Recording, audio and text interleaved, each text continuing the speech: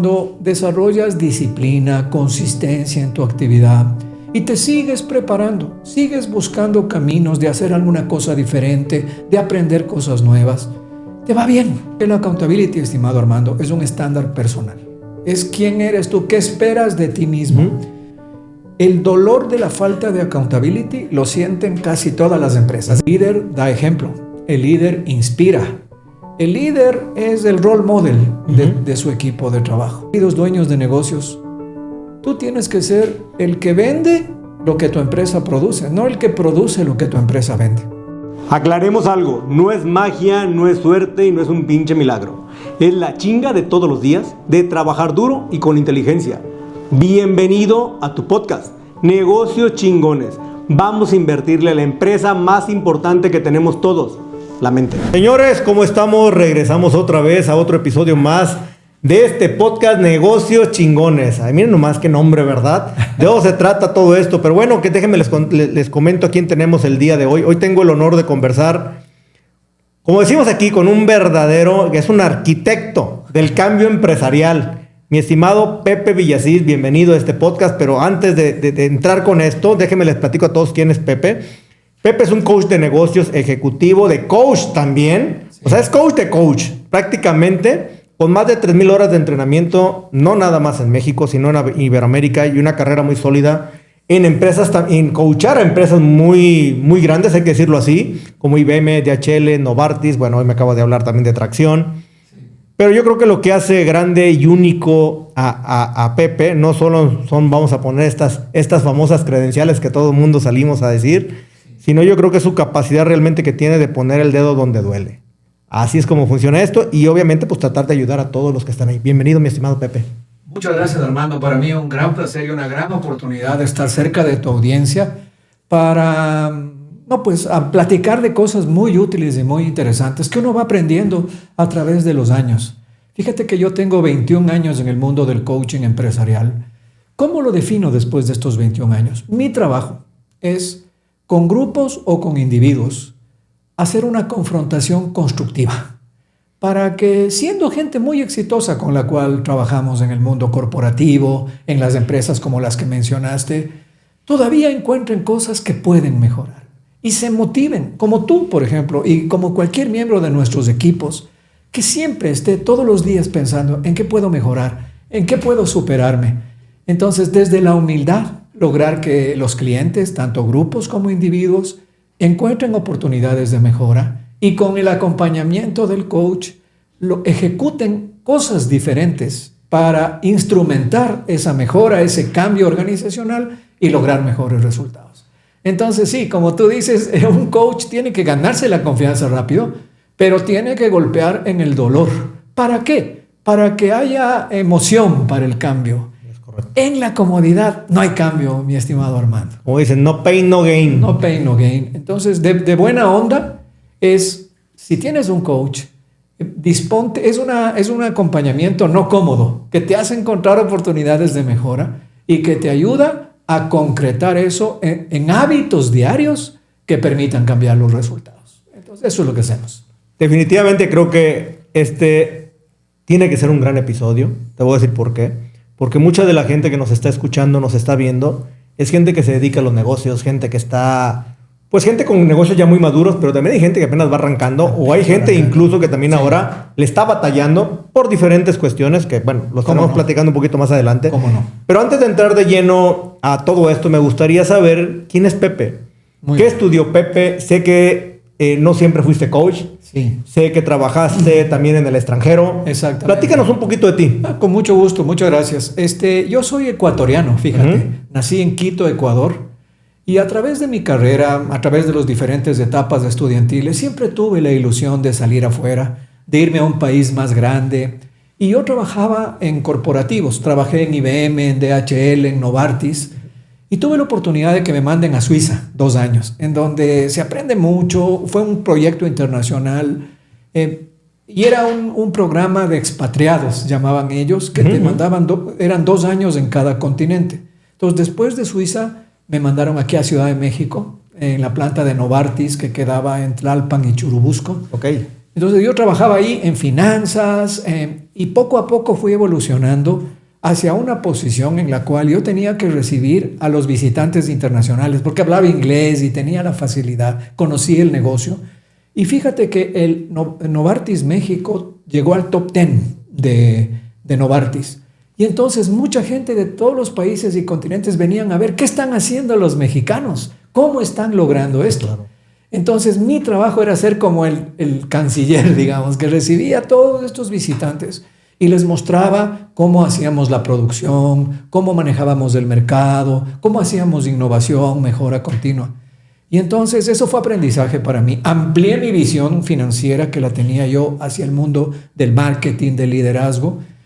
Y al mismo tiempo conocí aquí a mi esposa Erika, que para mí es mi bendición. Y entonces decidí quedarme en México. México, un gran país, con una economía sólida, fuerte. Tenemos nuestros problemas y lo sabemos y no podemos desconocer. No es Disneylandia. No es Disneylandia. Pero ¿qué es lo que he visto yo, mi estimado Armando? No sé qué opinas tú.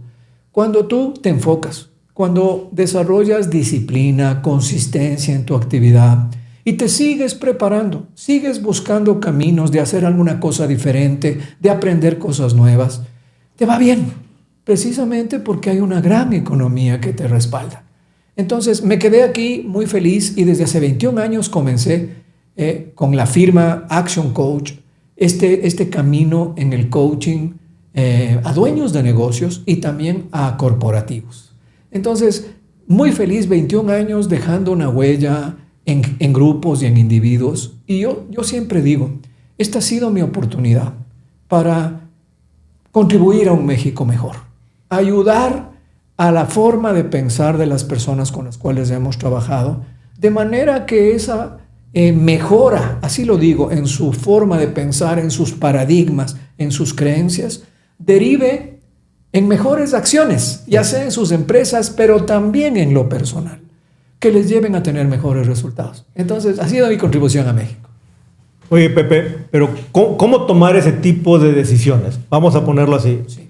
Cuando tú ya trabajas en una gran empresa, sí, de las top 10 de México, no nomás de México, del mundo, sí, de hecho, en Novartis, sí. Vamos a poner, mucha gente diría, espérame, ahí hay un gran futuro, sí, hay crecimiento, obviamente. ¿Cómo tomar esa decisión de decir, no, me voy yo por el lado personal y yo quiero emprender en mí? ¿Cómo tomar esa decisión? Fíjate que es una gran pregunta porque no fue una decisión fácil. Yo estaba en una edad en la cual quería ya establecer raíces.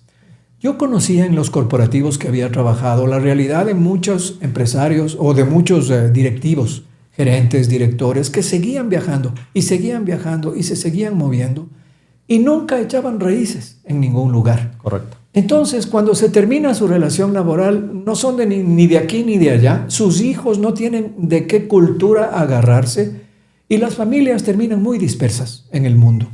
Entonces yo me di cuenta que sí quería lo contrario, yo sí quería echar raíces en un lugar. México me había encantado, porque México, como digo, es además de muy bonito, muy colorido, muy variado, es la otra parte que es la economía atractiva y demás. Entonces como que me surgió ese momento de valentía, diría yo, Armando, ¿sí? Y dije, lo dejo todo. Si tú me dices, ven, lo dejo todo, como dice el bolero claro, de los Panchos. Y como que Dios me iluminó en ese momento y dije, este es mi momento. Encontré en Erika, a quien yo buscaba, digamos, en el sentido de una compañera, alguien de valores, y me la jugué.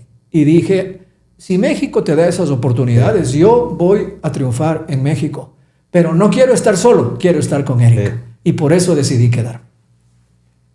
Obviamente, pues hoy, 20 y tantos años de eso, sí, me queda claro. Hay un gran cambio, obviamente hay una trascendencia, hay un aprendizaje, hay una experiencia brutal, yo creo, de todo esto. ¿Y en qué momento dijiste quiero ser coach ahora? Porque una cosa es decir, oye, ¿por qué quieres ser coach? Claro. Mira, cuando yo ya decidí quedarme aquí en México, hice un análisis profundo, un plan de negocios de diferentes actividades que yo podría hacer. También por un tiempo seguí buscando trabajo en corporativos, pero me di cuenta que algo real para mí en ese momento yo tenía 38 años, 37 años, era más bien ya generarme una actividad autónoma que dependiera de mí o un negocio, en ese momento también lo consideraba, que podría ser un negocio comercial, un negocio de servicios, para establecerme y no estar en esta movilidad internacional, porque eso ya no quería yo. Entonces hice un análisis con ayuda de asesores, de psicólogos, y mis talentos, que son influir, educar, servir, ayudar, fueron justamente los que me hicieron ver que podía capitalizar mi experiencia y mi conocimiento para beneficio de mis clientes.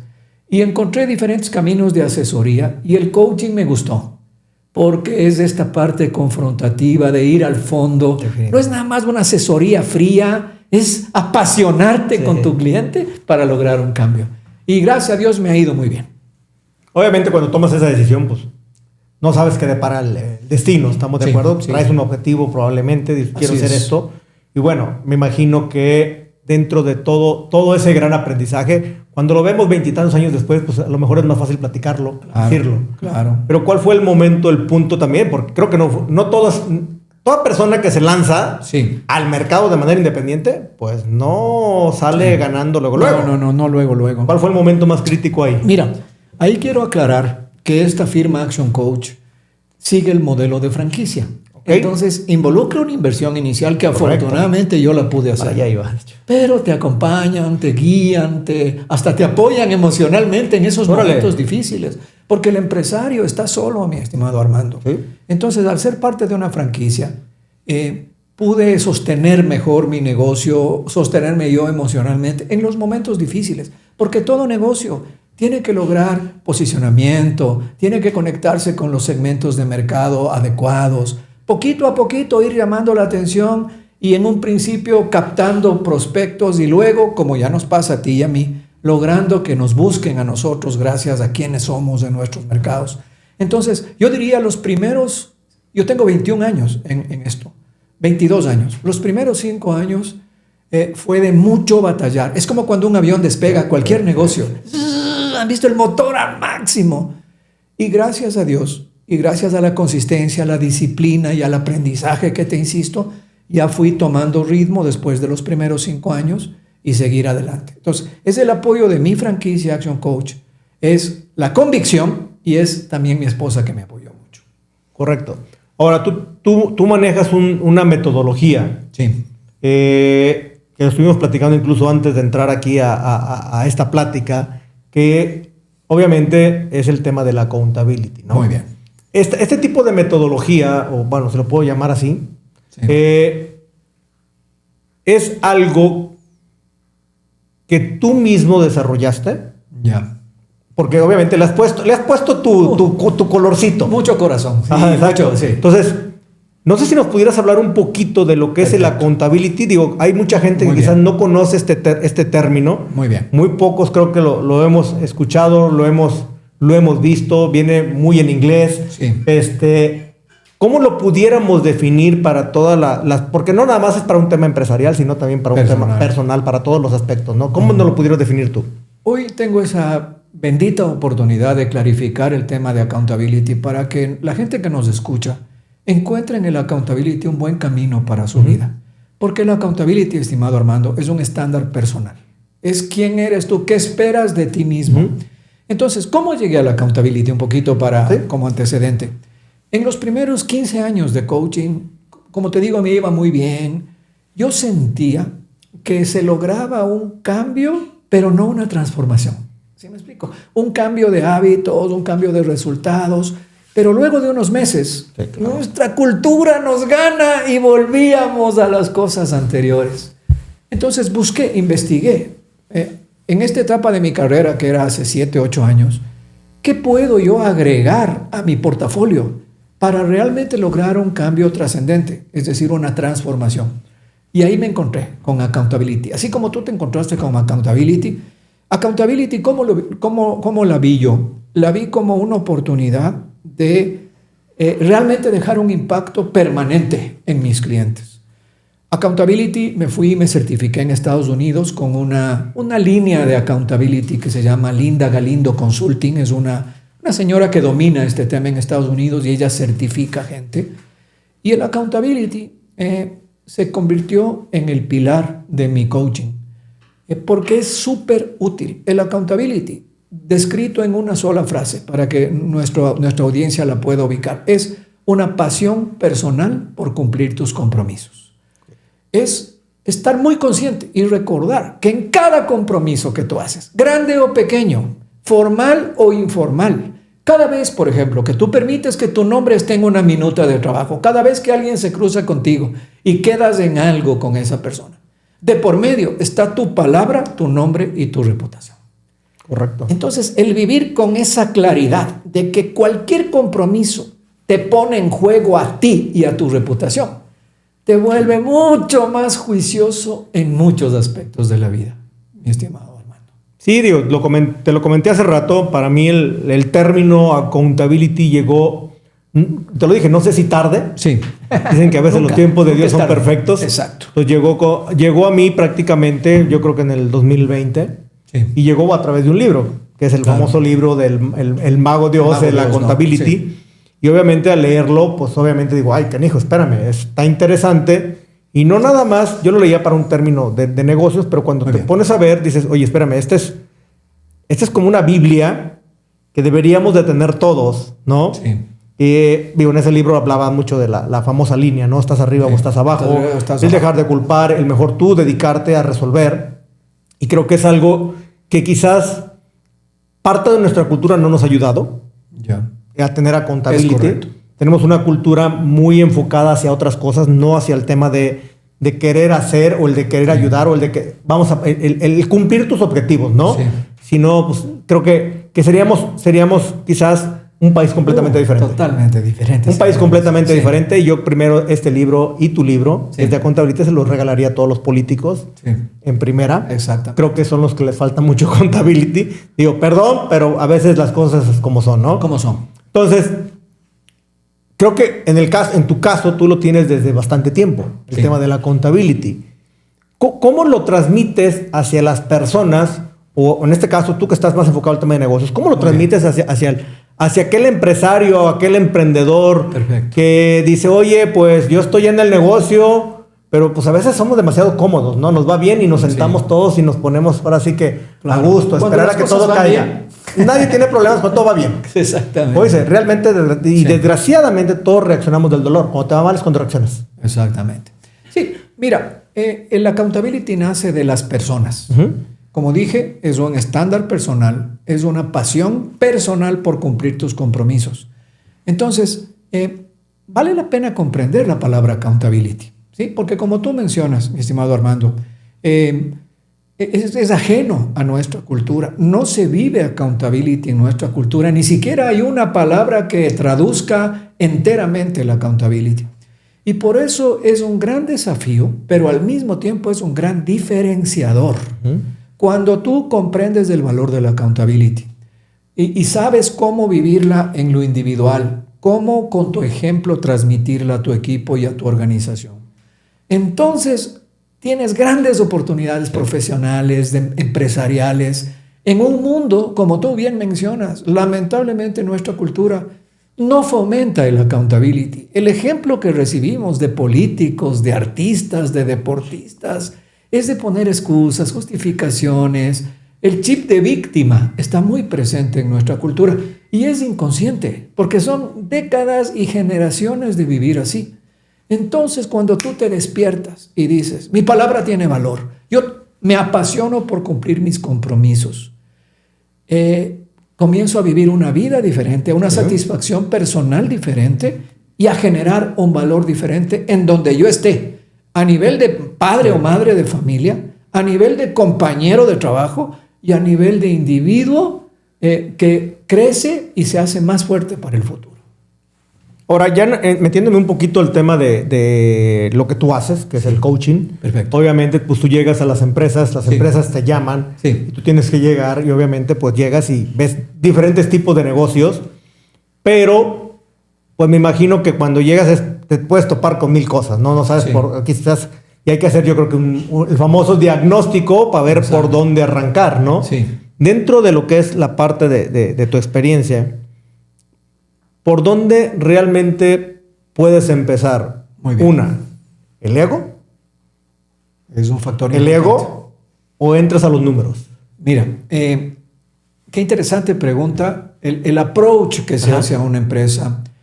El dolor de la falta de accountability lo sienten casi todas las empresas. Eso no tienes que hacerles mirar. Correcto. Ellos ven cómo la gente no asume su rol, no tiene ownership, se llama. Y tienen que estarles arreando o recordando lo que tienen que hacer. Por otro lado, también ven este tema de la tendencia a que cuando nos equivocamos y demás, excusas, justificaciones, nadie da la cara. Nos hemos acostumbrado, hemos normalizado en nuestra mente cultural el culpar. ¿Y eso qué hace? Que los problemas se apaguen fuegos en las empresas, pero nunca vamos a la causa raíz. No. Y entonces se vuelven a repetir y se vuelven a repetir y se vuelven a repetir. Y eso daña el clima laboral también, daña los resultados. Entonces las empresas sí ven el problema. Lo que yo me he encargado de hacer es dar a conocer el término accountability. No le quise cambiar de término.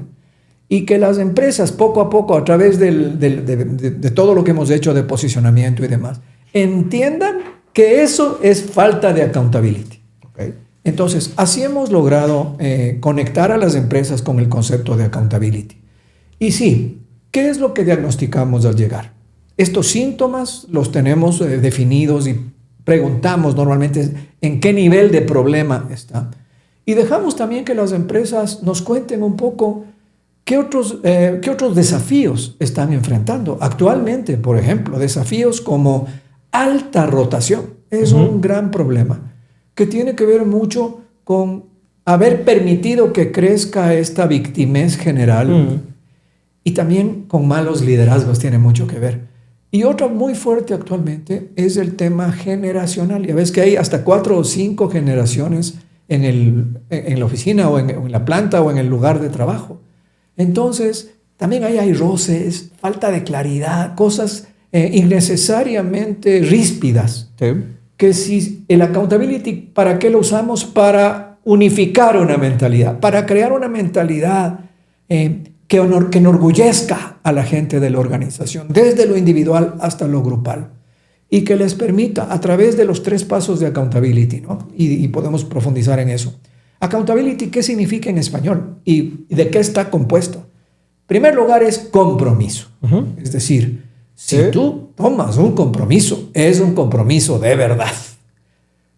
Segundo, proactividad. Si yo tomo un compromiso, no puedo esperar que me estén recordando lo que tengo que hacer, que me estén chicoteando, ni tampoco debo dejar las cosas al último, para el día anterior, ¿sí? Entonces, es mover al compromiso consciente, a la proactividad máxima, y después viene la responsabilidad, que es dar la cara. Tenemos que aprender como sociedad y como individuos y como familias a dar la cara cuando nos equivocamos, mi estimado Armando. Estamos muy acostumbrados a desviar la presión y así nunca mejoramos, ¿sí te das cuenta? No, 100%. Ahora, tocaste algo que creo que es muy importante para cualquier negocio. Tocaste el tema del líder. ¿El líder es más que mandar?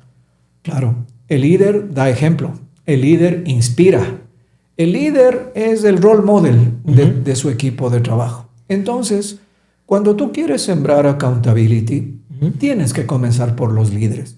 Que los líderes tampoco hacen conciencia de estas como que limitaciones culturales a las que nos hemos acostumbrado. Y ellos son los primeros que a veces culpan a los demás, que no dan claridad para el trabajo, que a veces están, por otro lado, acosando a la gente con micromanagement, con gerencia, como que fueran niños.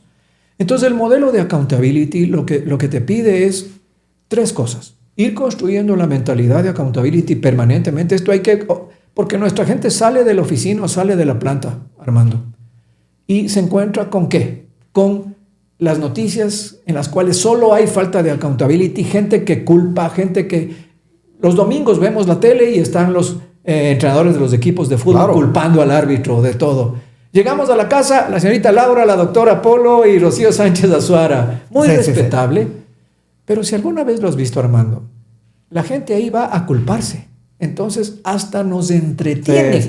Como cultura nos entretiene el juego de la culpa. Entonces ya lo hemos normalizado de manera inconsciente. Entonces, ese líder, si quiere llevar a su equipo a un desempeño mejor y a trabajar con mayor paz, que son los objetivos de la accountability, tiene que ser ejemplo de asumir su responsabilidad.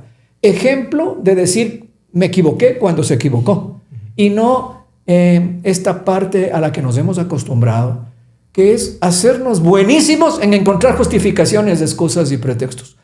Yo le digo a las personas que nos están escuchando, cuando te equivoques, da la cara, aguanta vara, que te duela para que mejores. Si te haces bueno, termino con esto, en encontrar excusas y justificaciones de manera inconsciente, esa es tu mejor habilidad. Eso es garantía de mediocridad, mi estimado Armando. Ahora, los que se consideran líderes de alto rendimiento y que tú los ves mucho, ¿cuál es el talón de Aquiles de ellos? Mira, hay una realidad muy interesante en las empresas. Las empresas promueven usualmente al mejor técnico de cada equipo. ¿Sí me explico? Ya sea de un equipo administrativo o de un equipo de producción, el que mejor produce le promueven, sin evaluar si es la persona adecuada, una persona que puede influir a los demás, que tiene empatía. Y por otro lado, no les preparan, ¿sí? Nada más les exigen y les presionan y no les preparan. Creen las empresas que conocer la producción es suficiente. El liderazgo es otra cosa, es lograr que el equipo funcione. Exacto. Lograr que el equipo logre los resultados, ya no el líder. Entonces, por un lado es un contexto difícil para los líderes porque no tienen formación. Entonces, ¿qué desafíos tienen ellos? Y hay uno que pega mucho en el accountability. Es, primero, no se dan cuenta de que su ejemplo es lo más importante. O sea, si un líder es consciente de que su principal... John Maxwell, famoso en los temas de liderazgo, dice, tu único lenguaje como líder es el ejemplo. Las palabras están bien. Yo, de hecho, sí creo que las palabras están bien y hay que aprender a hablar bonito como líder. Pero primero preocúpate de que tu ejemplo sea congruente. Entonces, primera cosa con la cual yo trabajo con los clientes de líderes, vamos a ser congruentes con el ejemplo. Y en segundo lugar, la labor de un líder es, además de dar el ejemplo correcto, además de crear la mentalidad que hablábamos de accountability y todo, es ser un buen jefe, es dar claridad en sus instrucciones, en las metas, en los procesos. Me encuentro con muchos equipos de empresas de alto nivel, incluso, que por ejemplo cuando tienen un proyecto no lo planean a detalle o dentro de los equipos y las organizaciones no hay procesos a veces claros y documentados, no hay claridad de las responsabilidades. Entonces, cuando no hay esta parte de claridad que es necesaria para el accountability, la gente que no quiere ser accountable encuentra ahí muchas excusas, justificaciones y pretextos. Me queda claro que va a encontrarse con todo, ¿no? Ahora, dentro de un negocio, obviamente, y metiéndome no quizás a las grandes empresas, sino obviamente a la mayoría de lo que hay en México, que son las pymes. Sí. Pues obviamente ahí hay mucho dolor por muchas cosas, ¿no? Sí. Desgraciadamente, digo, muchos de estos negocios pues surgen como el ave fénix siempre. Y como decimos todos, vamos creciendo a veces a madrazos. Exactamente. Y el madrazo es el que me va haciendo grande. ¿Qué recomendarías para esta pyme que quiere hoy salir adelante, quiere crecer? Porque muchos de ellos, todos creemos que somos muy buenos. Sí. Todos creemos que somos los mejores. Sí. Y que nos la sabemos de todas. Correcto. Pero cuando realmente nos ponemos a querer emprender y queremos crecer el negocio, te viene probablemente, y creo que la mayoría nos viene un golpe. Sí. ¿Qué recomiendas tú ahí? ¿Que vayamos acompañados? ¿Que hagamos? ¿Qué recomendarías? Primero, tomando ese escenario que mencionas, que es muy numeroso, empresas que empiezan, digamos. Primero, una cosa muy importante es comenzar con un plan de negocios. ¿Sí me explico? Yo he visto que eso marca una gran diferencia. Cuando te tomas el tiempo de analizar un poquito tu mercado, ver las oportunidades de venta que vas a tener, los costos que vas a tener. Tú habrás visto, Armando, a veces la gente se lanza y después se da cuenta que tenía costos de normatividad, impuestos que no había considerado. Que necesitaba un contador. Cuánta cosa que por no haber pensado eso, truenan. Sí. Entonces, una ayuda para eso es hacer un plan de negocios. Y, por ejemplo, la gente que está pensando en abrir un negocio, que ahorita está trabajando, que eso hay también bastante, que aprovechen el tiempo y hagan su plan de negocios. Y número 2, yo sí creo que es buena la idea de, una vez que comienzan a avanzar, a crecer un poquito, dejarse ayudar. Por ejemplo, nosotros en Action Coach tenemos diferentes programas, grupales e individuales, para que el empresario no se sienta solo, para que él aprenda de otros empresarios y que siga esta metodología. En este caso es accountability, pero también hay metodologías comerciales, metodologías de organizarte administrativamente, para que no todo sea la inspiración del empresario, sino que lo haga profesionalmente. Entonces, antes de comenzar, plan de negocios. Y durante, sí, dedícate a aprender, ¿sí? Ya sea por tu lado o acompañada de alguna organización de coaching. Pepe, el coaching en un tema pyme, Sí. ¿dónde puede ser un gasto y dónde puede ser una inversión? Muy bueno. Va a depender de ti como empresario en primer lugar. Si tú vas a tomar un programa de coaching para cuestionar todo, para querer imponer tus creencias, para permanecer en la comodidad, no va a funcionar. Hay que entender, como dije desde un principio, que el coaching es un ejercicio de sacarte un poquito de tu comodidad. Porque en la zona de confort no hay cambio, solo hay excusas y justificaciones. Entonces, déjate guiar. El coach que te va a ayudar muy seguramente tiene buena preparación, investiga bien, ve testimonios y demás, pero intenta hacer cosas nuevas para que el coaching te funcione. Intenta que realmente se implemente, que no queden palabras, que se implemente. Por ejemplo, en nuestro caso tenemos un método muy claro, que por ejemplo las primeras 52 sesiones, porque son sesiones semanales, tenemos muy clarito qué vamos a hacer cada día con el cliente para ir fortaleciendo su negocio. Entonces, y además, como última cosa, insisto, el tema de la soledad. La posición de empresario, tú lo sabes, hay decisiones, hay momentos, hay situaciones que no tienes con quién compartirla. Entonces, de alguna manera rentas un socio con el coaching. Sí. Justo, y creo que digo, para mí era una pregunta obligada hacerte, te voy a decir por qué. Porque creo que mucha pyme lo ve como un gasto. Sí. Y creo que debería de ser todo lo contrario. La verdad, digo, desgraciadamente aprendemos a madrazos, y lo vuelvo a repetir porque vienes luchando contra un sistema, y también es un sistema que tú desconoces. Nadie nace de la escuela sabiendo. No. Te dan bases, pero esas bases tú las tienes que ir aplicando, y cada negocio es un ente vivo, todos son diferentes, funcionan diferentes, se mueven diferente. Yeah. Entonces, yo sí creo que el tema de ir acompañado te ahorra muchos pasos. Exactamente. Y te puede ahorrar muchos golpes. Entonces, en lo personal, yo creo que sí, las empresas, el negocio, todos deberían de considerar dentro de su plan el acompañamiento. El acompañamiento, tener a alguien con quien compartir, con quien apoyarse, a quien rendir cuentas hasta cierto punto. ¿Sí me explico? Porque si tú eres el dueño, tú haces lo que quieres y lo que te gusta. Y tu negocio requiere que hagas todo lo que tienes que hacer como dueño de negocio. Entonces esa ayuda también, el coach te hace accountable de lo que tienes que hacer como dueño de tu negocio. Entonces sí, y ayuda mucho. Y yo creo que, por ejemplo, esto de accountability, meterlo en la cultura de la empresa desde que es pequeñita, ¿sí?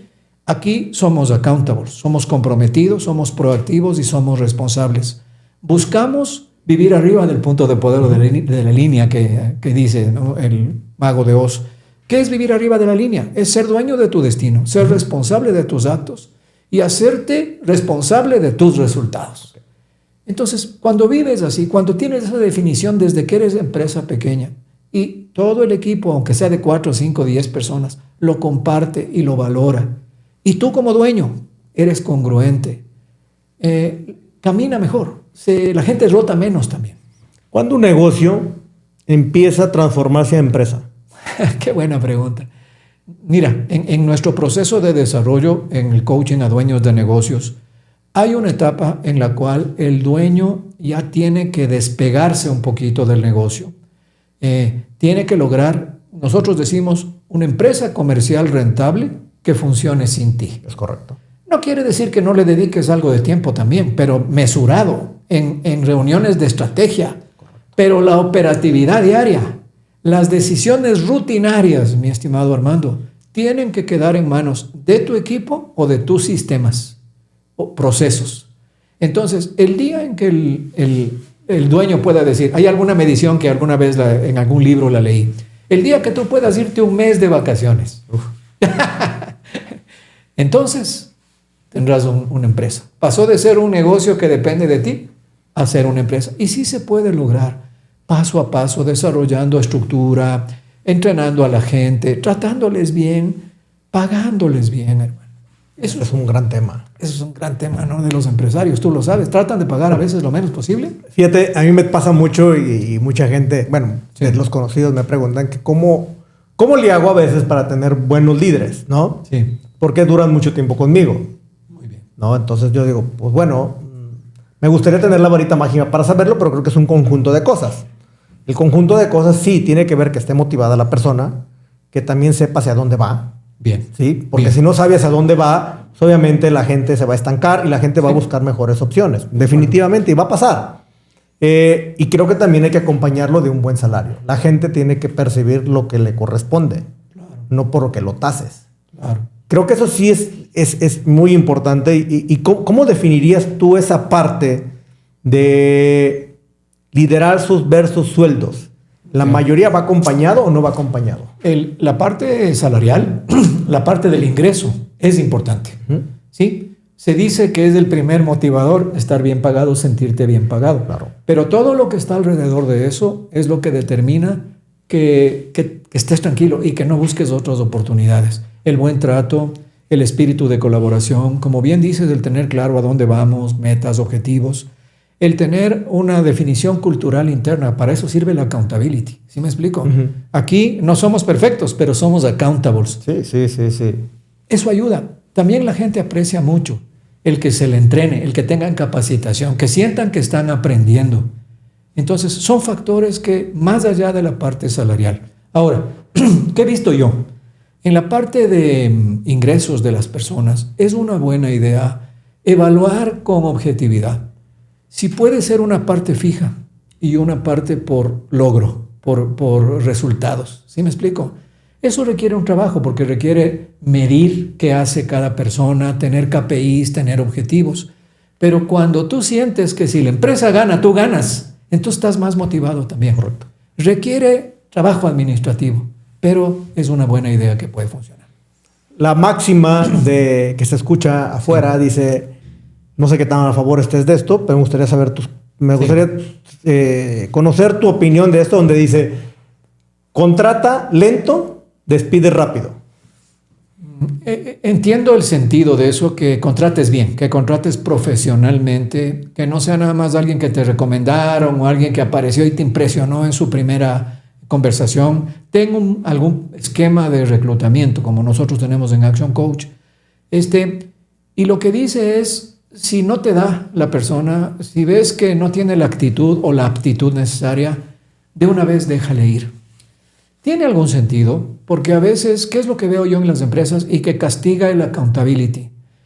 A veces tenemos gente que ya no debería estar, mi estimado Armando. Gente que se le ha dado oportunidades, se le ha dado entrenamientos, pero sus actitudes, su falta de compromiso, su indisposición a colaborar con los demás, hace que se conviertan en una carga para el equipo. Entonces, cuando tenemos eso, si nosotros dejamos que esa persona siga con nosotros, adiós accountability. ¿Sí me explico? ¿Qué van a decir los que sí se están esforzando por ser accountables cuando ven eso? No. ¿Para qué me esfuerzo? Regreso a mi zona de confort. Hay que tomar en cuenta eso, Armando, es un concepto muy importante para el accountability. Los seres humanos tenemos una zona de confort. El instinto de la comodidad es súper fuerte. Entonces, si yo pido a mi equipo que se mantenga fuera de la zona de confort, que sea accountable, que diga la verdad, que no se haga víctima, y yo tolero que haya una persona en mi equipo que sí, ¡pum!, todo se acaba. Sí, o sea, es que, a ver, yo creo que para todos, uno de los grandes problemas, y me refiero mucho al sector pyme, porque es el grueso de todo esto, sí. son los que no tienen procesos, no hay procedimiento, no hay nada y es... Me urge una persona y mañana la está contratando, o sea, y lo que caiga. Exacto. ¿Traes ganas? Sí, traigo muchas ganas. Ah, contratado. Pero realmente no conocemos las tablas bien, si fue lo correcto o no fue lo correcto, y resulta que los 3 meses lo terminas corriendo, o sea, te termina yendo la gente, hay mucha rotación de personal. Y al final de cuentas creo que hay cosas que la gente a veces no entiende. Es muy caro tener rotación de personal. Es lo más caro. ¿Por qué? Tienes que estar capacitando. Y hay un proceso de capacitación. Y ese proceso de adaptación, de capacitación, hay errores. Hay errores de calidad, situaciones así, claro. Y vienen los sobrecostos. Sí. Entonces, creo que es importante también para todos el escucharte y saber que efectivamente hay que crear cosas diferentes para que un negocio pueda subsistir y salir adelante. Ahora, yéndome a la sangre de un negocio, vamos a ponerlo así, lo que hace que el negocio pues viva, y sé que es un tema que tú tocas mucho también, que es el tema de las famosas ventas, que es el ingreso. Correcto. Muchos, obviamente, en cuanto el negocio empieza a medio fallar, es métele a ventas. Sí. ¿Qué tan a favor estás de eso? Mira, más allá de lo importante que es lo que hemos platicado hasta aquí, tener una cultura definida, que los líderes y el dueño den el ejemplo correcto, sean el role model de lo que queremos construir. También que tengamos gestión profesional de la gente, incluyendo la contratación y el despido cuando es necesario. Viene la parte de profesionalizar la gestión comercial. En nuestra cultura, por 1000 razones, yo te pregunto, Armando, cuando todavía pasa, cuando decimos esa persona, él es un vendedor, ¿qué piensa la gente? Cuando dices, ¿él es un vendedor? Sí. No, pues no sé, pues alguien más creativo, más Sí, por un lado, los que estamos en el mundo empresarial sí tenemos ese criterio, pero mucha gente dice, es vendedor, cuidado. Córrele. Sí, exactamente, si te dejas te vas a sacar hasta el último centavo. O, pobrecito, no tuvo nada más que hacer, por eso es vendedor. ¿Sí me explico? Todo lo contrario. ¿Por qué los vendedores son malos? Ojo, Espera. ¿Sí? Y eso te lo comento dentro de la perspectiva de lo que ve el jefe de negocio. Sí. El dueño de negocio, todos los vendedores son malos. Es malo. Bien. Nace de eso justamente, de la falta del orgullo profesional. Okay. Yo no podría tener el negocio de coaching que tengo si no fuera un muy buen vendedor. ¿Sí me explico? Entonces, la venta es la mejor profesión que existe. Todos tenemos que aprender a vender de una manera profesional. Prospectando, convirtiendo, teniendo nichos de mercado específicos, diferencias competitivas. Pero a veces el dueño de un negocio o el líder nunca hace ese trabajo de estrategia comercial y le manda al vendedor a vender como sea, sin tener argumentos, a tocar la puerta de cualquiera. Entonces es la falta de estrategia comercial la que hace mal los vendedores. Y la otra parte es que nunca les entrenamos, volvemos al mismo, traemos uno y vaya a vender. No les enseñamos justamente a empatizar, a crear confianza, no les enseñamos a hacer preguntas para buscar la necesidad. Tampoco les enseñamos a veces a presentar los productos de una manera contundente y menos aún a provocar el cierre, ¿no? El cierre de las etapas de la venta. No todo es un solo cierre. Hay que ir avanzando en una venta. Entonces, hay que profesionalizar la gestión comercial de 2 maneras. Estrategia comercial, insisto, segmentos de mercado específicos, ventajas competitivas claras y bien expresadas y estrategias comerciales o de mercadotecnia digital, visitas y demás para poder llegar. Y número 2, hay que entrenar a los vendedores en un proceso de venta profesional. No los aventemos al ruedo como va. Sí. ¿Tienes experiencia? Sí. Mañana estás vendiendo. Sal. Oye, ¿no me diste resultados? Te di 3 meses de prueba. ¿No me diste resultados? ¿Por qué? La culpa es del vendedor. Todos los vendedores son malos. Digo, te lo comento. Y también he estado arriba del tren, ¿eh? Sí. A ver. También he estado arriba del tren. Pasado por eso, y yo creo que mucha gente que está escuchando, la mayoría que está en el sector pyme, que no hay una estructura atrás para poder generar o crear buenos vendedores, es un reflejo de la no capacitación. Exactamente. Y no capacitación a veces del dueño. Claro, justo. Y también de los vendedores. La venta profesional, con esto termino este tema, es la mejor profesión del mundo. Si comprendes el proceso de venta, qué significa, no solo venta, ¿no? Sino marketing, venta y servicio. Porque ese es el otro problema. Exacto. A veces vendemos y no cumplimos. Ahora, ¿cómo el dueño puede dejar de ser el mejor vendedor de su negocio? Definiendo la estrategia comercial y entrenando vendedores. Son las dos cosas. Definitivamente. O sea, no hay mucha ciencia. Negocio, en cualquier negocio, no importa si es comercio, si es industria, tiene que tener definidos segmentos de mercado, ventajas competitivas y plan comercial. Y tiene que entrenar a sus vendedores dedicando tiempo y teniendo un proceso de control, como puede ser un CRM o algo más básico como un Excel, de cuántos prospectos van levantando, de cómo van convirtiendo. No hay mucha ciencia, como hablamos. Son las dos bases de una gestión comercial profesional: estrategia y ejecución. ¿Qué estructura tú recomendarías a una pyme que debería de tener para tener ventas más profesionales? Muy bien. Qué interesante lo que dices, porque aquí hay partimos de cero casi, no partimos de una persona, de dos personas. Entonces, por un tiempo, sí puede ser el dueño el que vende. ¿Sí me explico? En cualquier caso, queridos dueños de negocios, tú tienes que ser el que vende lo que tu empresa produce, no el que produce lo que tu empresa vende. ¿Sí? O sea, lo primero que tienes que soltar es la producción de lo que ofreces, la producción de lo que vendes, del servicio, del producto. Eso es lo más factible de soltar. Y después, cuando tú ya pienses en soltar un poco la parte comercial, mi recomendación es: búscate algún joven, a lo mejor ingeniero, a lo mejor técnico, industrial o lo que sea, y juntos hagan el proceso de desarrollo. A veces contratamos vendedores con experiencia, pero también con muchas mañas y mucho colmillo, que no se dejan dirigir. En mi caso de coaching de 21 años, donde mejor hemos logrado es formando internamente jóvenes hacia vendedores profesionales. Ese es un camino. Pasando al otro rubro, Sí. Hay muchas empresas que facturan mucho, pero se sienten pobres. ¿Por qué? Sí, o no son rentables o no tienen flujo de efectivo. Desorganización interna, mi estimado Armando.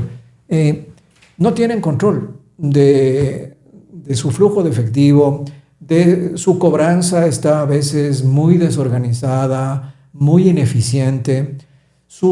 Le pasa mucho a la pyme, su pago a proveedores no está optimizado, porque comenzaron pagando a proveedores al contado, así toca al principio, ¿sí o no? Y nunca renegociaron. Entonces, para que los dueños de negocios pymes y los líderes se den cuenta, tenemos que tratar de equilibrar los plazos.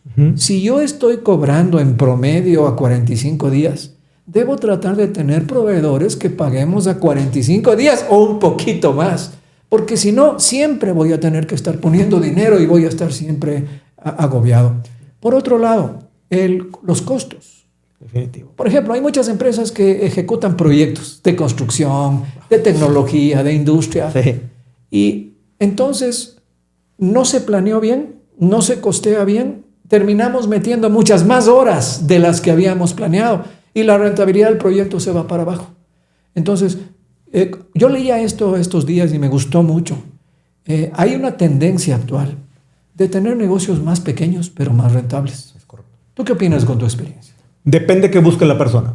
Yo creo, yo he estado en la posición donde quería tener una empresa muy grande. Ya. Yo creo que todo depende qué busquemos, porque también crecer duele. Sí. Duele mucho. Y tiene que ver con qué es lo que busque cada persona.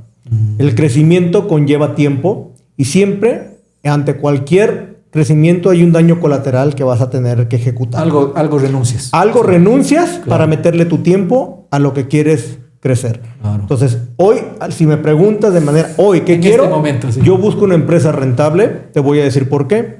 Porque mi tiempo ya pasó a otro término. Le doy más importancia hoy a mi tiempo, en qué lo aplico. Y obviamente tengo un tema también. Mi familia requiere mi tiempo. supuesto. Entonces, hoy estoy en una situación diferente. Si me hubieras hecho esa pregunta a mis 30 años, definitivamente sería crecimiento. Entonces, creo que los tiempos van cambiando. Hoy busco una empresa más rentable que una empresa muy grande. Muy buena observación. Es un poco tu evolución también como Parte empresario. de la evolución. ¿No? Claro. Sí, a mí me gusta la idea esta de empresas pequeñas, más rentables. Correcto. Y luego ir integrando otra parte de la proveeduría de esa empresa. Crear un ecosistema dentro de tu propio negocio. Exactamente. Pero sin que te quite el sueño. Bueno, para mí, ojo, y lo comento y soy muy claro en lo que digo, porque si tuviera mis 30 años, yo traía el acelerador a fondo, como cualquier persona de 30 años. De 30 años, ¿no? Obviamente ya estoy en una etapa diferente, donde pues a lo mejor busco cosas diferentes. También ya me di tantos golpes en la espalda, que a lo mejor también para mí ya es más fácil tomar decisiones y saber por dónde ir y dónde no ir. Muy correcto. Muy bien. ¿No? Digo, ahora, dentro de esto, y hablamos un poquito del tema del flujo, que es algo fundamental. Creo que flujo, rentabilidad son dos cosas que van muy de la mano que hay que cuidar mucho. Pero pues todo se te puede salir de control. Sí. ¿Qué indicadores tú recomendarías que las personas deberían de estar revisando? Bueno, en primer lugar, hay que tener un estado un reporte de flujo de efectivo. Como tu dashboard, vamos a ponerlo, exactamente, ¿no? Saber los ingresos que has tenido, en qué vas a tener que pagar, siquiera en las siguientes 4 o 5 semanas. O sea, tener visualizado cuál va a ser tu flujo de efectivo a través de un reporte, de una proyección. Después, es muy importante indicadores como el tiempo de recuperación de tu cartera, o sea, en promedio, cuánto tiempo, el tiempo de pago de tus facturas a proveedores. Pero también hay otro factor importante que es el inventario. Hay muchas empresas pequeñas que precisamente porque fueron tomando decisiones, se metieron en un negocio, en otro, tienen un inventario de cosas obsoletas que no usan ni van a usar. Entonces ahí tienes, ¿qué significa tener un inventario alto? Tener un montón de dinero parado. Es muy costoso. Entonces también el inventario hay que controlarlo. Entonces, en definitiva, el capital de trabajo, ¿no? Que es tu caja, cuánto tienes en dinero efectivo, cuánto tienes en cuentas por cobrar, cuánto tienes en inventario, versus cuánto tienes que pagar, tanto en corto plazo como en mediano plazo. Entonces es analizar la liquidez, y cuando tú tienes controlado esto, qué bueno que lo sacaste, puedes reaccionar con tiempo, ¿sí o no? Puedes buscar un financiamiento temporal, tal vez un crédito rotativo, o puedes renegociar con alguien a quien tenías que pagarle. Pero si tú no llevas ese control, viene la sorpresa de la noche a la mañana y entonces vienen los problemas. Definitivo. Dentro de toda esta parte, por ejemplo, que vimos ahorita el tema financiero, pues obviamente pues hay muchas cosas que te pueden también cambiar la jugada, ¿no? Yo creo que hay veces que podemos tener muchos indicadores y el día de mañana resulta que hay un presidente que te sube unos aranceles y obviamente eso no lo tenías contemplado, pues obviamente te puede llevar a otro lugar, y creo que ese tipo de cosas son las que hace que el empresario también aprenda, ¿no? Porque obviamente no lo tienes contemplado, no lo juegas. ¿Cómo hacerle frente a este tipo de situaciones? Por ejemplo, una pandemia, nuevos aranceles, nuevos impuestos. Para eso es muy importante. A mí me parece que, por ejemplo, toda esta época de los aranceles, ¿no? Que ha afectado tanto al mundo de la logística, etcétera, el problema es la inestabilidad. Si te das cuenta, te pongo esto y te lo quito, te pongo esto y te lo quito. Eso ha sido para mí lo peor. Pero en todo caso, para eso existen los gremios empresariales, que a veces mis clientes me dicen, pero qué pérdida de tiempo tener que ir a reuniones de la Cámara del Transporte, Cámara de Industriales. Pero de alguna manera ahí puedes apoyarte en situaciones como estas, presentar, si aplica, alguna acción conjunta para controlar cierta parte de estas variabilidades y no sentirte solo. ¿Sí me explico? Porque solo te apanicas. Sí, claro. Entonces, por eso sí es importante que el empresario, por un lado, tenga a alguien en quien apoyarse en el día a día, y por otro lado, pertenezca a las organizaciones y ahí se apoye y ahí encuentre soporte, su grupo de apoyo. ¿Tú recomendarías algo más a un empresario? No, yo creo que uno de los temas más preocupantes es ¿cuándo subir tu precio? Muy bien. O sea, correcto. ¿Cuál es el momento correcto para subir mi precio? ¿Me como el incremento que tuve? Sí. ¿O lo traslado? O sea, para mí es una de las cosas más complicadas el saber, porque, y creo que no nomás para mí, creo que para mucha gente que está siendo afectada, dice, oye, pero vamos a poner un caso, ¿no? Sí. Me subieron del arancel 15%. Sí. ¿Qué hago? ¿Traslado el precio? Oye, pero mi competencia no lo ha subido. Claro. ¿Por qué no? Sí. Qué gran decisión, ¿no? ¿Lo subo? ¿No lo subo? ¿Lo subo todo de una vez? ¿Voy gradualmente? Yo creo que hay que ir probando y midiendo Definitivamente. en cada situación, pero sirve mucho, como tú bien mencionas, saber qué está haciendo la competencia, saber tu realidad también, porque no es lo mismo una empresa grandota que tiene mucho músculo financiero para manejar estas cosas que una empresa pequeña. Sí. Entonces, y también hay que buscar, como es lo que hace eficiencias, posibilidades de controlar costos, de optimizar el margen para poder reaccionar, ¿no? Sí, mira, te voy a poner justamente un caso de un cliente. Sí. El cliente importa 20 millones al mes. Ya. ¿Va? De Asia, principalmente. De Asia. Okay. 20 millones cada mes de producto que vende a un sector automotriz, ¿va? Ya. Pagaba un arancel del 10%, pagaba 2 millones de aranceles, para irnos a números cerrados, ¿no? 2 millones pago de aranceles de 20 millones que yo traigo. Su arancel se lo suben al 35%, del 10 al 35%. Vas a pagar 6 millones, 7 millones. 7 millones y él me dice, a ver, espérame, ¿de dónde saco? Claro. Hoy 5 millones extras para seguir importando lo que importo. Sí. Me dice, eso por un lado. Por un lado. Sí. Número 2 me dice, mis clientes me dicen que no le puedo subir el precio porque tenemos un contrato firmado. Sí. ¿Qué hago? Por eso el problema empresarial ahorita de que muchas empresas están prácticamente paradas y están dejando ir gente por esta presión justamente. ¿Qué es lo que diría yo? Si fuera mi cliente, ¿no? En este caso. Sí existe ese contrato, pero intenta encontrar un camino. Para eso es importante el posicionamiento que tú hayas logrado con tu cliente. El que seas alguien para él, que le hayas podido responder y ayudar cuando él tenía alguna urgencia y demás, para que ahora tal vez encuentres un camino y a lo mejor te escuche y encuentren una excepción o te permita ajustar un poco. Pero no es muy probable, porque las empresas grandes tienen un contrato de 1 año y te hace cumplir 1 año. ¿Sí? Entonces, tratar de encontrar algún otro mercado ahorita que le permita mejorar un poco más. Pero sí, es parte de la realidad. Ahora, justamente en todo este tema, porque a final de cuentas, lo que buscamos ante todo eso es tener un gran diferenciador, ¿no? Sí. A mí hay un libro que me gustó mucho, muy chiquito, que se llama La Vaca Púrpura, que dicen que en un mundo de iguales, ¿cómo vas a ser diferente, no? Exacto. Entonces, por ejemplo, ¿tú qué recomendarías a la gente del sector de negocios para que buscar un diferenciador y no entrarle nada más al tema de precio y crédito?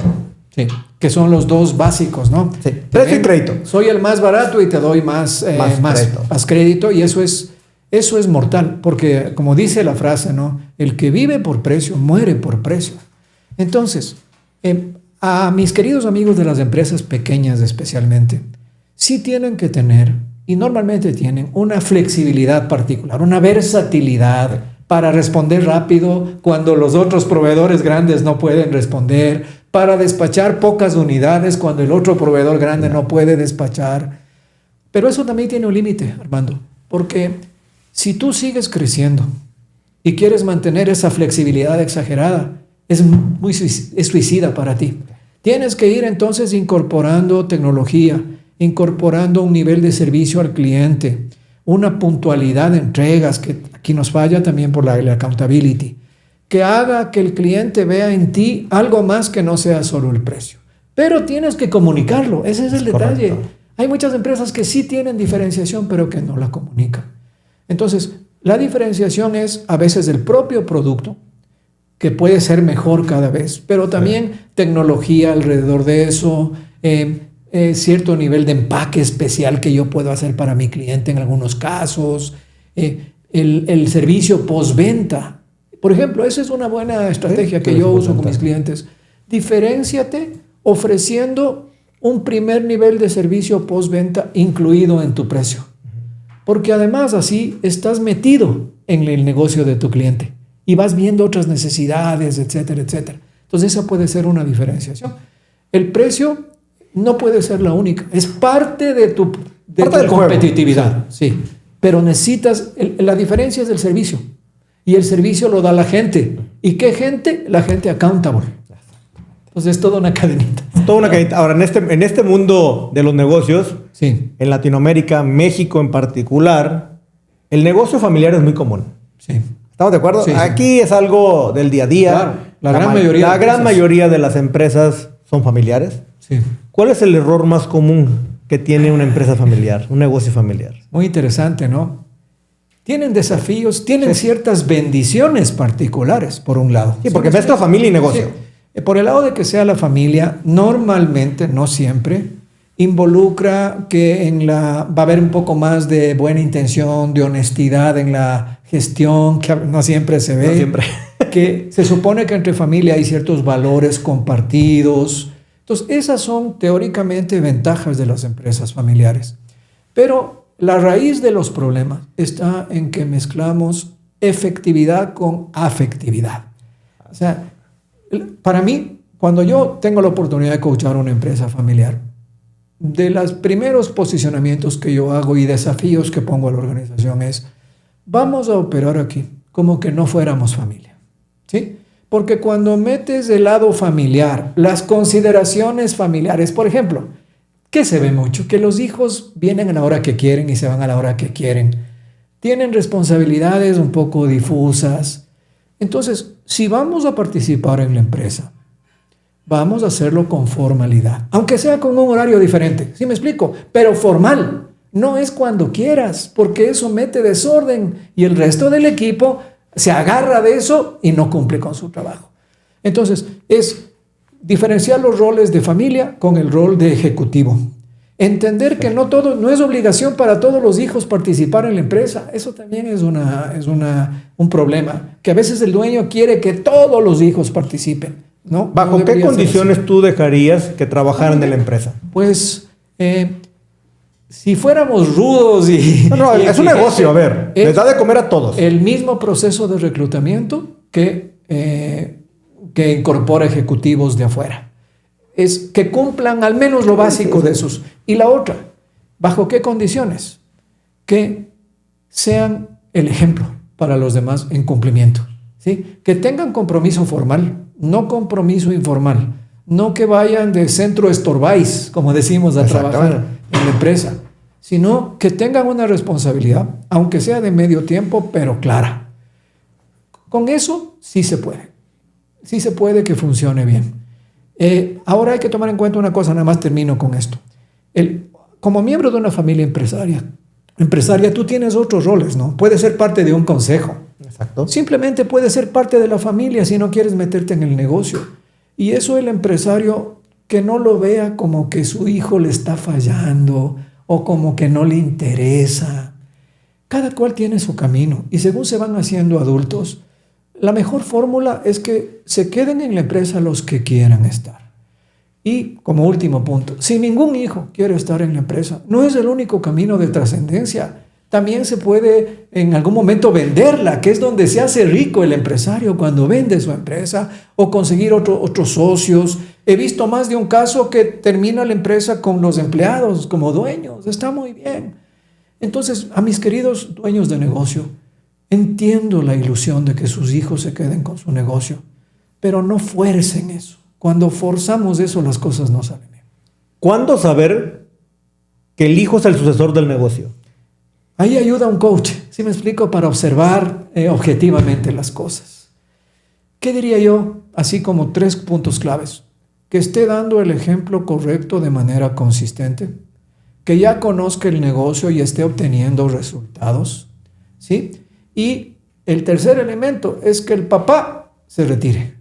Porque eso también vemos, no sé si te haya pasado, que ahí sigue metido el señor y entonces los empleados le ven a su figura de autoridad de años y le brincan al hijo que ahora está a cargo. Entonces es saludable, así es nuestro programa de coaching también. Ya cuando el empresario está delegando en su hijo o en quien sea, tiene que limitar su presencia. Si sigue ahí metido, no funciona. ¿Cómo crear accountability en la familia? Lo mismo. En la familia, más bien a mí me parece que de las experiencias que he tenido de trabajar con familias, como hay esta raíz de valores comunes, ellos entienden accountability como un valor también. O sea, como una especie de demostración del amor mutuo cumpliendo sus compromisos. Entonces, al igual que grupos empresariales que no sean familia, en las familias es muy fácil que comprendan el valor de la accountability, pero es menos fácil que lo cumplan, porque hay esas tolerancias, esos excesos que vienen arrastrando por años y que es difícil para ellos soltar. Y solos, muy difícil lo van a lograr. Mira, yo sé, quiero ponerte, y me di a la tarea de querer ponerte un caso. Ándale. Un caso que por ahí me llegó. Ándale. Digo, excelente. Y justamente este caso va muy ligado también a uno de los negocios que yo tengo. Ya hace un año inicié con el negocio del transporte. Muy bien. Con camiones. Sí. Y justamente conocí a una persona, y es un caso que me gustaría tocarlo contigo. Comenta. Y lo puse, de hecho, aquí, por ejemplo. Es una empresa de transporte, tiene 18 años. Ya. Factura, vamos a ponerle, son 50 millones al año. Ok. No sabe realmente cuánto ganan. Uno, ¿va? El fundador no suelta el control. Los hijos quieren innovar. Sí. ¿Sí? Las ventas no crecen y cada mes es una batalla por el flujo. Si tú entraras mañana como coach, sí, ¿por dónde empiezas? Primero hay que empezar por una fase que se llama dominio del negocio, que es justamente definir a dónde vamos, qué queremos lograr, las metas principales, definir el control financiero, examinar cómo lo están haciendo y encontrar un control básico del flujo de efectivo principalmente. Después, asegurarnos que el servicio que estamos dando sea bueno, sea consistente, que no supongamos que damos un buen servicio, ¿sí? Y que tengamos, digamos, la organización mínima interna, la estructura mínima interna para comenzar a crecer. Te aseguro, y lo digo con todo afecto para mis amigos empresarios, solo con esas 4 cosas que estamos hablando, servicio, flujo de efectivo, destino y estructura básica, ya comenzamos a mejorar. Número 2, viene la parte cultural, viene la parte, vamos a hablar de accountability, ¿sí me explico? Sin accountability esto va a seguir igual, pero en ese accountability tiene que haber una fase de realineación de la relación del dueño con los hijos. Y aquí es donde entra a definir qué hijos quieren seguir, cuáles no, qué responsabilidades tienen. Y tú como coach, ¿qué haría yo? Yo le coacharía al papá para que vaya soltando. ¿Esa sería la plática incómoda entre el papá y los hijos? Incómoda. Y mi experiencia, exactamente, entre el padre y los hijos. Pero los padres sí suelen estar conscientes de que tienen que ir soltando, pero no ven todavía a veces en sus hijos también la formalidad, la disciplina. Más que el resultado, lo que no ven es la actitud de los hijos. Entonces hay que trabajar con los dos lados. Con el papá que vaya soltando, realmente que vaya confiando, y con los hijos que vayan levantando su nivel.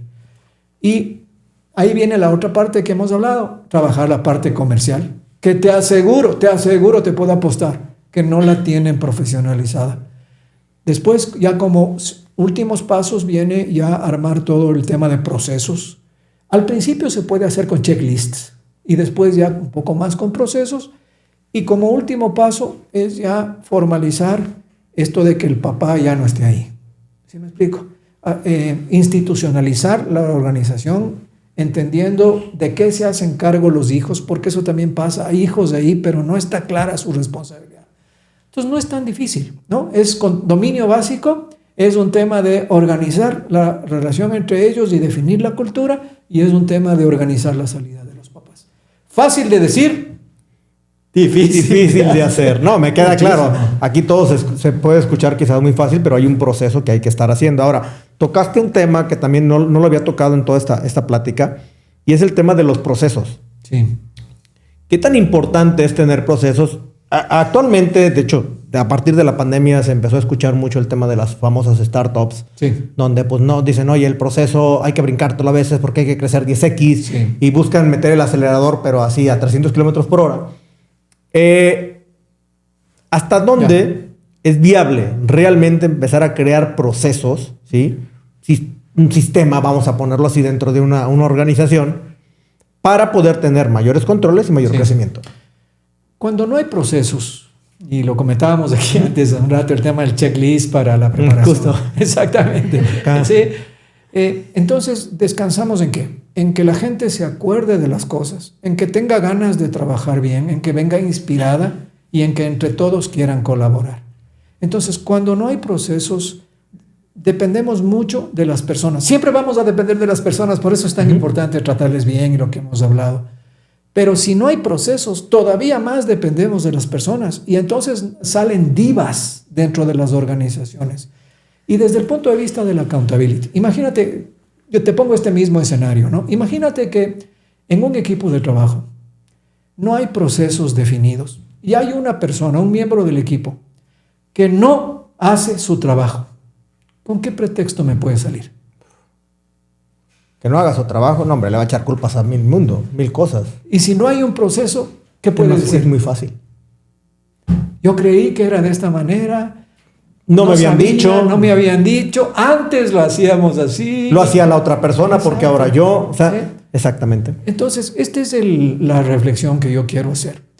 No es que podemos dedicar tanto tiempo a eso, ¿no? Es el hacer procesos. Primero, como digo, comencemos por checklists, ¿sí? ¿Qué es lo que hacemos en cada uno de los trabajos que hacemos? Checklists simples y tal vez con algún formato, etcétera. Si no dedicamos tiempo a eso, que no es trabajo solo del líder o solo del dueño, sino con el equipo mismo, con un Excel, lo pueden hacer ahí en una pantalla.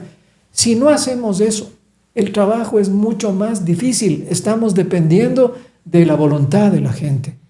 Entonces, mi respuesta es, sí hay que ir avanzando en los procesos. ¿Cómo hago yo con mis clientes? Nos hacemos una guía, como un índice, y nos ponemos un año para ir desarrollando. Ponemos una secuencia de desarrollo de los procesos, inicialmente con checklist, y con eso comenzamos a trabajar. ¿Qué pasa con las startups? Por eso también algunas han tronado de una manera... Yo creo, la mayoría. Yo creo en el equilibrio.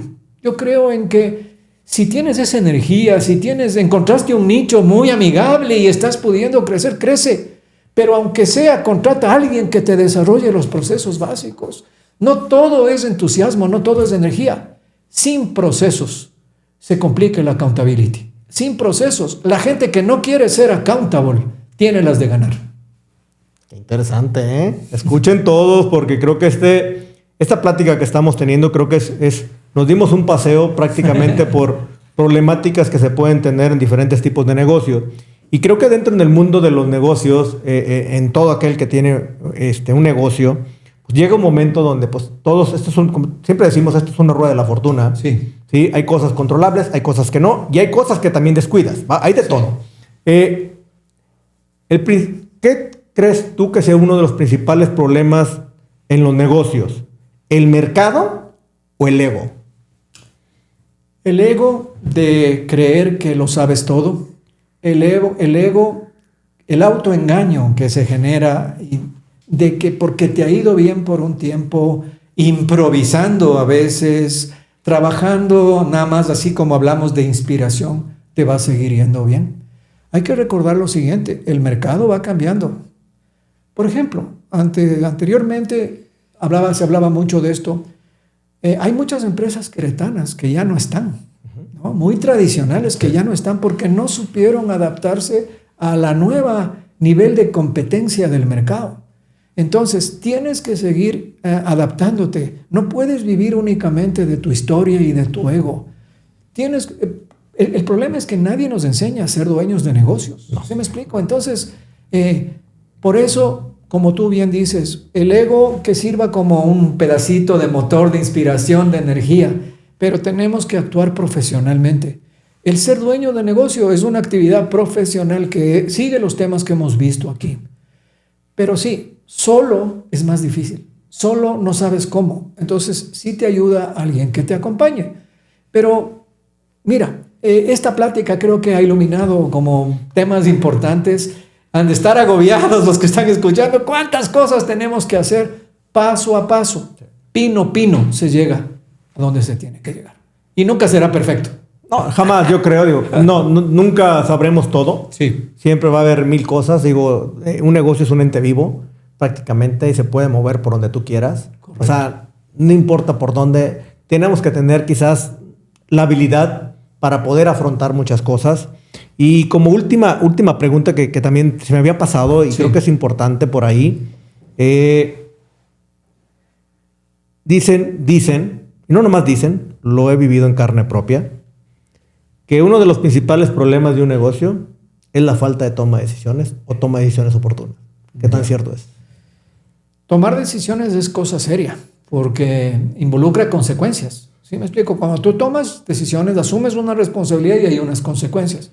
Entonces eso también tienen que tener dentro de cada una de las empresas un modelo de toma de decisiones, que también puede ser un checklist. ¿Sí me explico? Si alguien quiere que nos escriba y yo le hago llegar un ejemplo, casi todas las decisiones que tomamos, Armando, no me dejarás mentir, consideran ciertos aspectos como el costo, el impacto en la gente, el impacto en la competencia, temas legales. Entonces, si no tenemos eso visualizado, a veces nos atoramos. ¿Qué diría yo? Es peor no tomar una decisión. Yo también he visto eso, cuando no toman decisiones y los problemas crecen, se hacen devastadores. Entonces, hay que tomar una decisión. Hay que tomar en cuenta que no hacer nada, no tomar ninguna decisión, también es una decisión de procrastinación, de dejar que los problemas crezcan. Entonces, tengan un método, analicen de una manera profesional, digamos, la toma de decisión y hay que tomar la decisión. Y hay que comenzar a compartir la toma de decisiones con los siguientes niveles. Si el dueño o el director se queda con todas las decisiones, su equipo nunca será accountable. Siempre le aventarán para arriba. En nuestra cultura es más fácil aventar para arriba las decisiones que tomarlas. Entonces, hay que tomar decisiones a tiempo de manera profesional. Pues ya escucharon todos. Y por cierto, como han estado viendo y han estado escuchando este episodio, pues yo creo que sí es importante siempre ir acompañado por un experto, gente que sabe. Yo creo y me atrevo a decir, mi estimado Pepe, que cualquier persona que quisiera tener un acercamiento contigo, una asesoría, ¿dónde te puede contactar? Mira, en las redes sociales, en LinkedIn, en mi página web coachpepevillasis.com, Facebook, todos los lugares en que estamos presentes. Con mucho gusto, acérquense, coméntenme su problemática, les doy ahí 2 o 3 tips, ojalá platiquemos después, pero es parte de lo que yo hago, ¿sí me explico? Es mi parte de contribuir a México, a través de formar equipos accountables, en primer lugar, que es como una especialidad, y a través de acercar conocimientos, mentalidad y habilidades ejecutivas a la gente que tiene negocios. ¿Para qué? Para que hagan las cosas de una mejor manera, obtengan mejores resultados, para beneficio de ellos, de su familia y de México. Entonces, a la orden en las diferentes plataformas.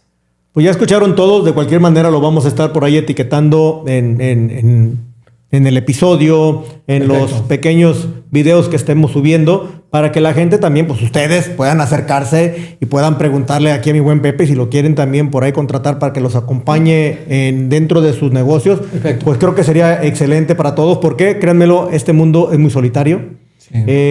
No somos sabelotodos, no se la crean, necesitamos todos alguien que nos acompañe para que el negocio vaya bien. Mi estimado Pepe, quiero agradecerte por este tiempo que nos has brindado. No sé cuánto va, pero lleva como 1:20, 1 hora pasadita. Para mí. Soy yo quien te agradezco. Realmente me encanta esto de compartir esta experiencia, esta visión, dar un mensaje de optimismo, de que los negocios pueden funcionar bien si los llevamos de manera profesional. Entonces, qué maravilla que hemos estado aquí. Agradezco a ti, agradezco a tu equipo y estoy a la orden siempre, mi estimado Armando. Perfecto, mi estimado Pepe. Pues ya escucharon todos, señores. A los que están viendo esto, no se les olvide darles un poquito de amor a este episodio. Si están en YouTube, pues denle también ahí seguir, también en la parte de las plataformas del podcast. De igual manera, quedamos pendientes. Nos vemos en el siguiente episodio. Gracias, mi estimado Pepe. Muy a la orden. Muchas gracias. Saludos, cuídense. Bye.